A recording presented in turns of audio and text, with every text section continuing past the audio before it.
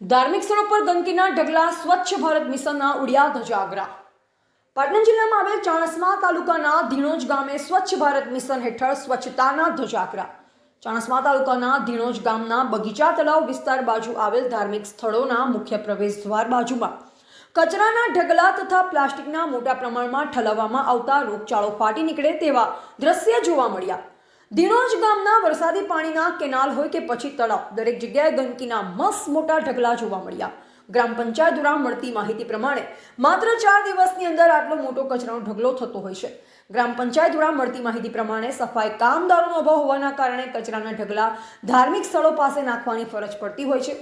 કચરાના ઢગલામાં પ્લાસ્ટિક હોવાથી ગાયો ત્યાં ચરવા આવતી હોય ત્યારે પ્લાસ્ટિક ખાય અને કોઈ ગાયને નુકસાન થાય તો તેની જવાબદારી કોની?